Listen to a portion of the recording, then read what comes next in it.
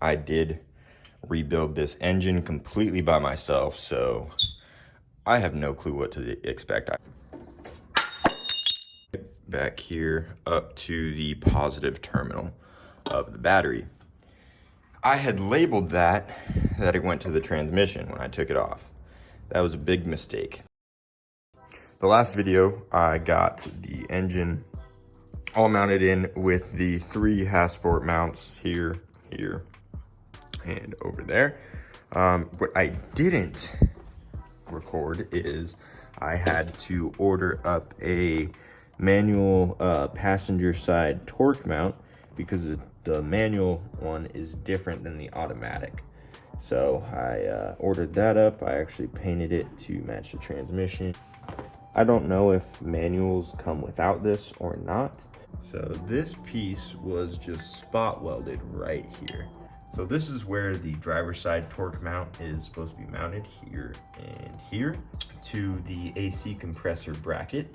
The problem that I was running into is that I would mount up the torque mount here, and it would never align to get the bolt through the mount into the AC bracket. What you gotta do, let me get down here, you have to drill out some spot welds. You can see the bracket bolts up right here, and this is right in the middle, so it's not flush on the frame. And now I'm just gonna take my pry bar and see if I can get this one off real quick. Just kinda get this.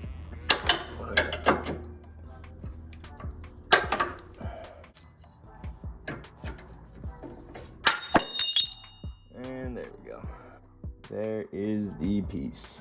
So now that's off. I'm gonna clean it up and mount the last torque mount up. So yesterday we left off, I got all of the mounts in, all the Hasport mounts with the auto to manual swap.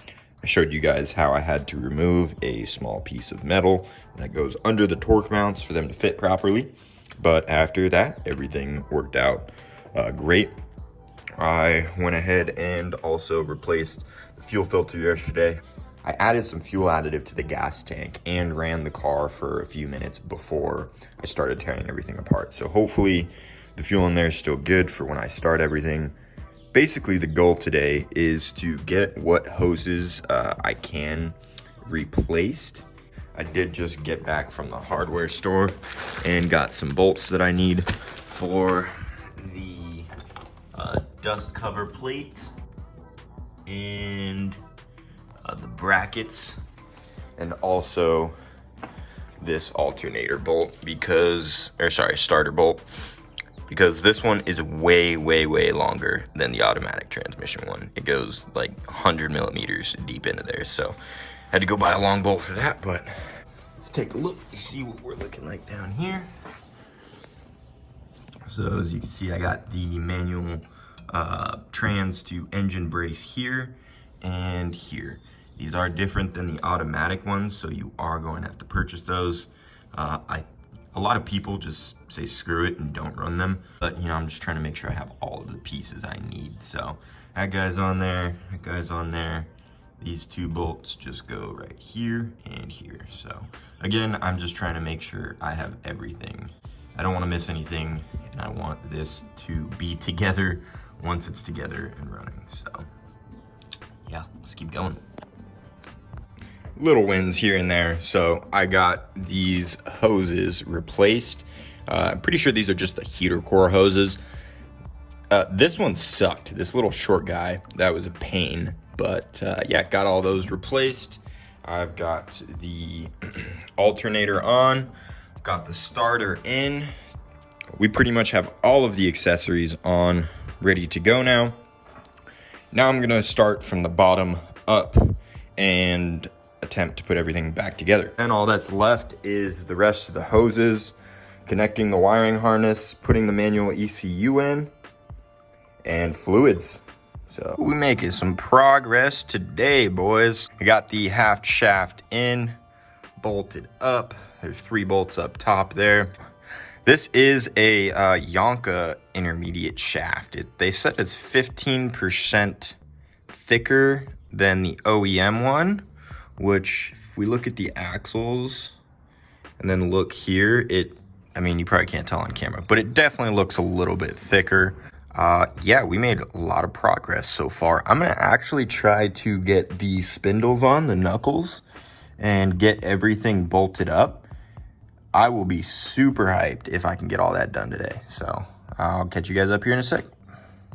I got the other side all done. I did run into a little issue where when I was trying to tighten up this outer tie rod bolt, this just kept spinning on the other side. So I honestly just cleaned the crap out of the threads and I spun the nut on and off probably about 30 times until it clearanced itself and it wasn't super tight anymore. And then it went on just fine after that. So it's a little tip for you guys. Oh, and I lost a cotter pin, so I ended up making my own out of a paper clip.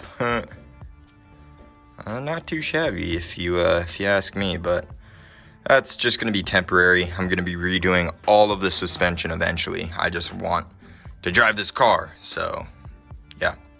Catch you guys up when I'm done. Oh, I just got back from the junkyard. You guys are gonna get a kick out of this. Your boy's an idiot, messed something up.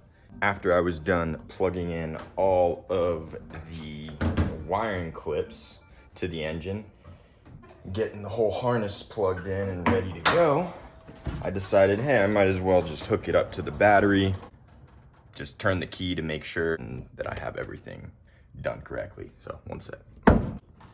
Because it's a Honda, we gotta go with the farthest one. Boom. Let me show you guys what I did here. Like I said, I got everything plugged in. The only thing was this starter cable right here. You can't really see it, but goes to the starter, goes right back here up to the positive terminal of the battery.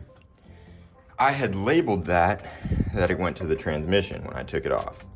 That was a big mistake because that is a power, it's a positive cable, feeding 12 volts to basically everything else. So that ended up grounding out my throttle cable, which absolutely melted the throttle cable inside the plastic, so I couldn't even step on the gas anymore.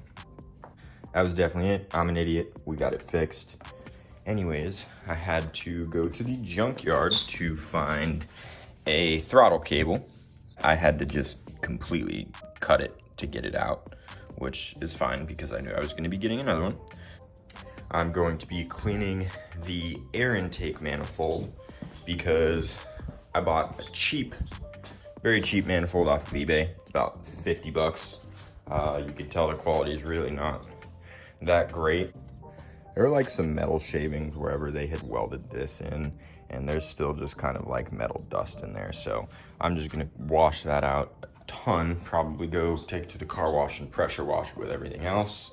All that's left to do today, other than all this BS cleaning, is put the exhaust manifold, put the headers, and everything, the whole rest of the exhaust back together.